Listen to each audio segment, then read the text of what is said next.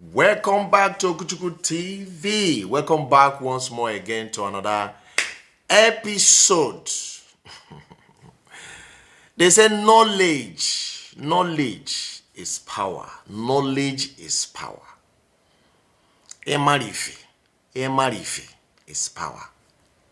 In Igbo language they said amamihe. In Okwane language they say emarife is power. Because automatically when you have that knowledge, which is common sense included, nobody in this earth planet will tell you what to do. Automatically you know what the difference between good and bad.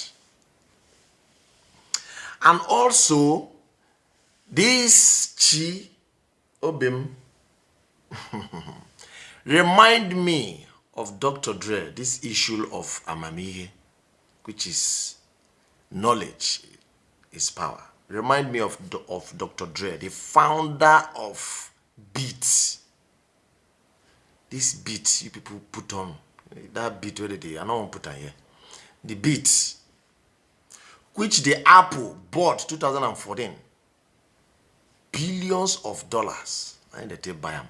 His own knowledge, in there for studio for years. This beat when everybody they use, where anywhere they use it in all electronics. Apple bought it from Dr. Dre. That is his own knowledge. I want you to watch where Chimamanda tell the German government, the atrocity, how we are being manipulated, how they are taking our resources. We don't, in fact, he told them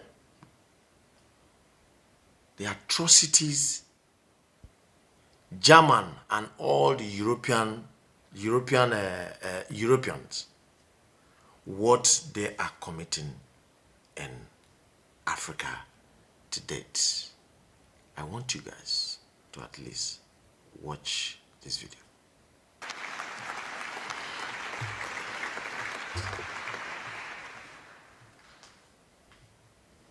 Gorgeous music, thank you.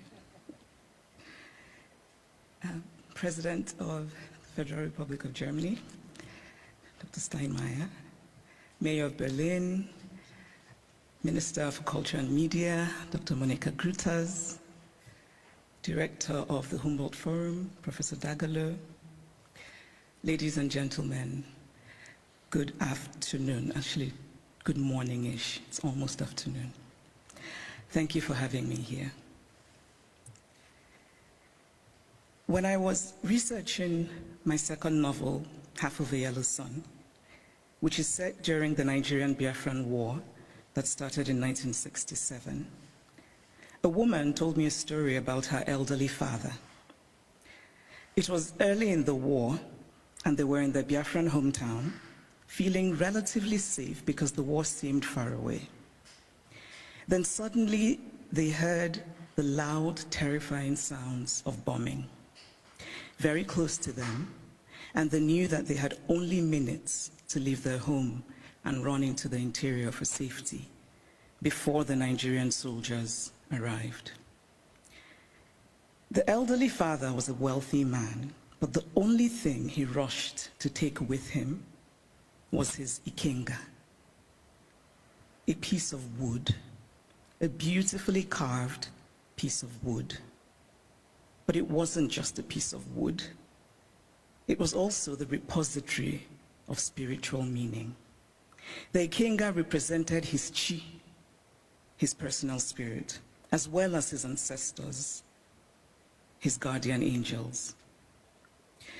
I was struck by this story. This man, facing the possibility of never seeing his home again, chose the thing that mattered most to him. Of course, he cared about his material possessions, but he believed that those could eventually be replaced, while his ikenga was irreplaceable.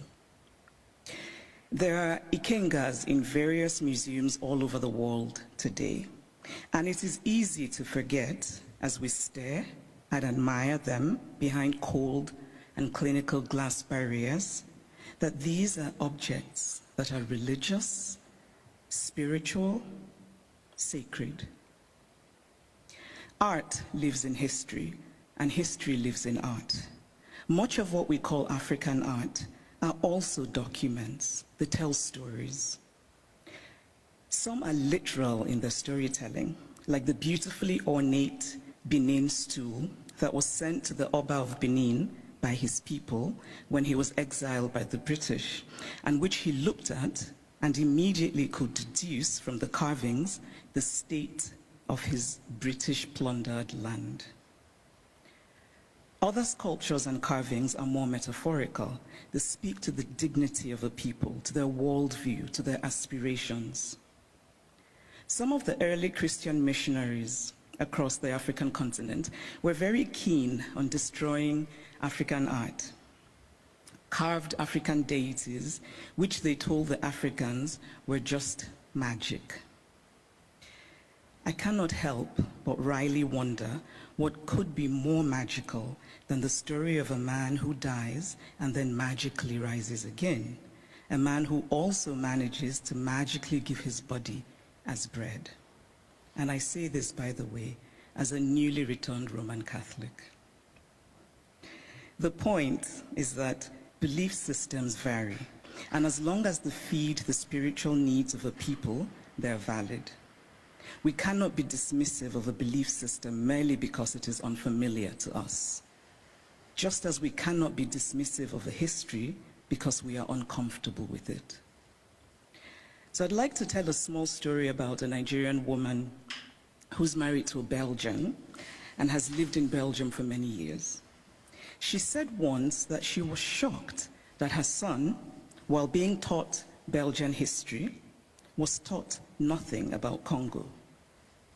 They teach my son in school that he must help the poor Africans, she said, but they don't teach him about what Belgium did in Congo.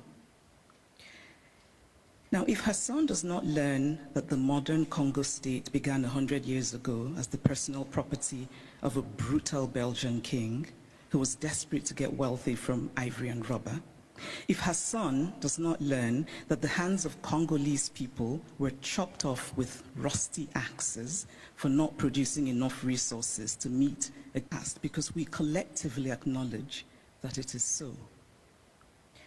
It is not that Europe has denied its colonial history. That would be too crude.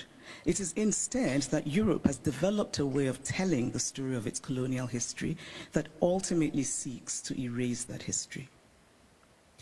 The former French Prime Minister, Nicolas Sarkozy, gave a now infamous speech in Senegal, in which he said, "I have not come to deny mistakes or crimes. Mistakes were made and crimes committed.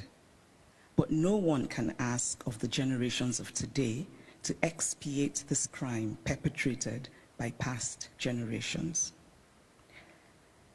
This is central to the story that Europe tells itself about its colonial history. It is a story that basically says, yes, colonialism happened, but. And whatever comes after the but is the focus of the story. What the focus on the but does is that it absolves. It frees Europe of responsibility, of a significant and traceable connection to the African present, and it allows Europe the glow of charity. But the truth is that the past does not merely tell us what happened yesterday, it also illuminates what happens today. If we acknowledge that present-day Europe is shaped by the Renaissance of 600 years ago, by the Enlightenment of 300 years ago, then surely we cannot say that what happened merely 100 years ago in Africa no longer matters. It matters. We are gathered today in this reconstructed palace, a beautiful place, but also a place that represents Germany's nostalgia for imperial times. When Kaiser William II lived here, German troops were killing children, women, and men in Southwest Africa. This building says that German history matters, even in a romanticized form. The history of Africa and Asia and Latin America must matter as well.